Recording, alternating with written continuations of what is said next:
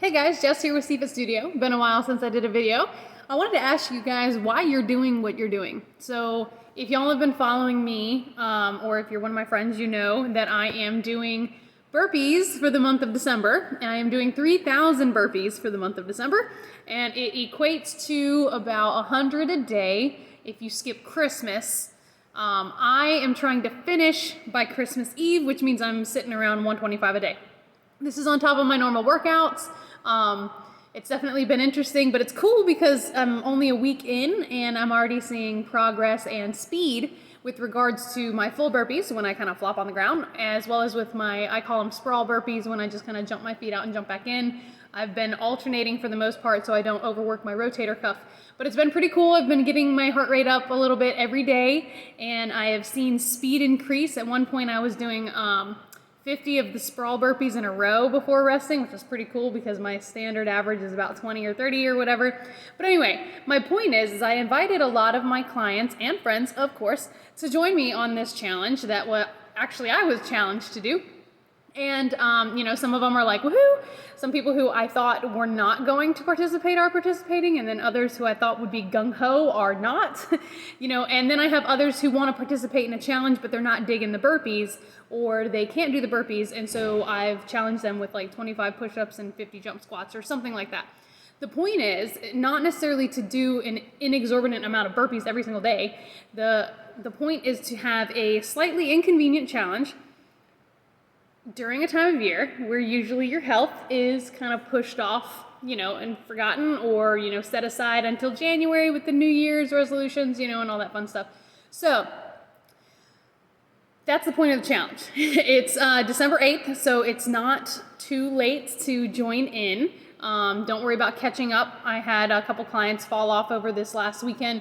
And again, the point is to prioritize your health. So don't beat yourself up if you fell off, or if you want to do a challenge, you're not quite starting at the exact same time we are. Just pick up right now and just go for it. But my question, like I started at the beginning of the video, was why you're doing it, right? So I already told you that the main reason why I'm challenging people to do this crazy burpee challenge in December of all months, one of the most busiest months of the whole entire year, right? People are traveling, COVID aside, people are traveling, they're going, they're seeing people, they're doing things, they're decorating their house, they're taking stuff down, whatever. It's a busy time of year, period, point blank. So, goodness, now we're doing a challenge.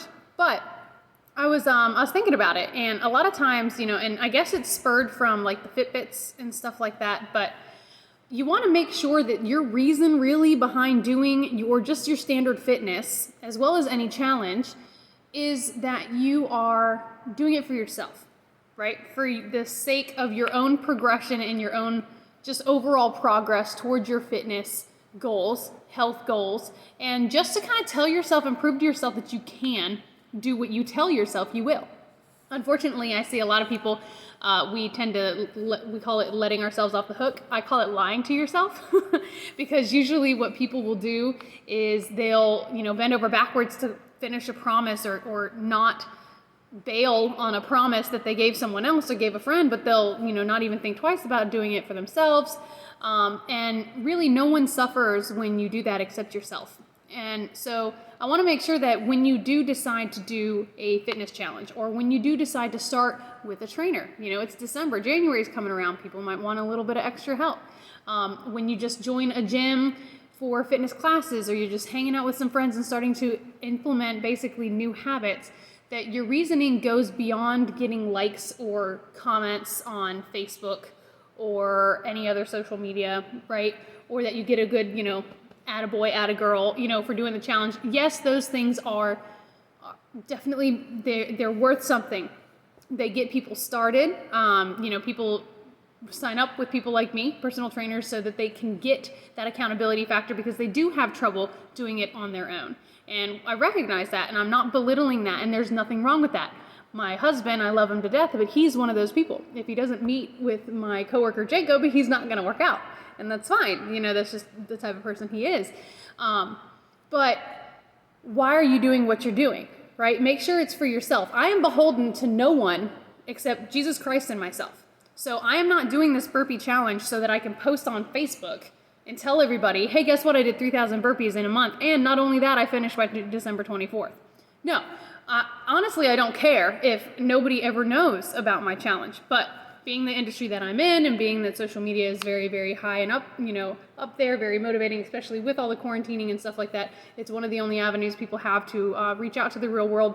It's a way for me to invite them into the challenge. And again, the point is to prioritize their health and wellness in a time when you usually discard it. Now, that said, I want to point out,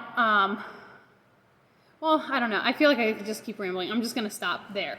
But I hope you find my point of this video. And the point is to make sure that your motivation behind any challenge you do and any new habit that you're forming is to be better for yourself, to honor the body God gave you, if you believe in God, which you should. You know what I mean? It's like, so do it for yourself. Don't do it for the approval that you might get from somebody else, right? So anyway, that's really the whole thing. I posted a picture on Facebook the other day, and I was digging how I looked, and I was like had an endorphin rush after a workout, and so I posted it, and and it's funny because people, especially the younger generation, I know I'm young, but I'm talking about the younger than me generation, the teens and the young 20s and stuff like that. I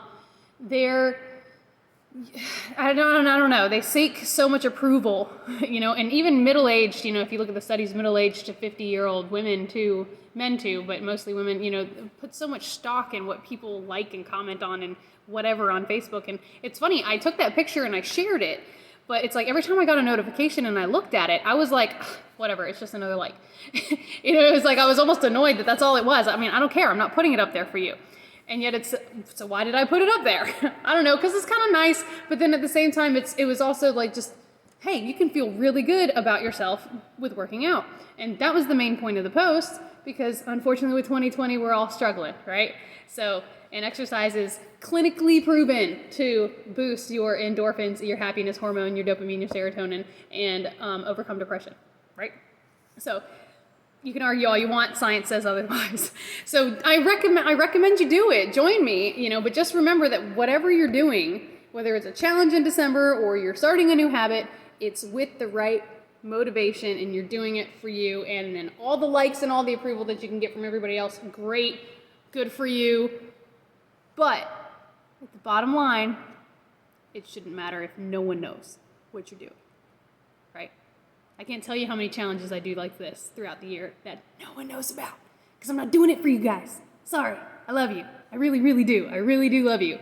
I bleed for you guys each week, but it's not for you, right? So, but I would love to share it with you. So just make sure that is the underneath foundation, because we just get wrapped up in seeking approval, and we don't need anybody's approval. All right. Anyway, I'm getting on a ramble, so I'm going to stop it. I love you guys. I hope you're having a good day. I hope you guys decide to join me in some type of fitness challenge for the rest of this month before Christmas. And remember, a little personal trainer moment. Christmas, Thanksgiving, New Year's, they're all one day. They're not 8 weeks. So do not throw your diet and your exercise regime out the window for 8 weeks and then pick it back up in January. It's one day. One day will not make or break you. Right? So that way you can eat and enjoy yourself, whatever, on Christmas. Life is short, carpe diem, we're all going to die one day. But if you do it for 8 weeks, that's kind of a different story, right? Okay. All right, that's it. I'm going to shut up now. Have a great day, guys, and I'll talk to you soon. Bye.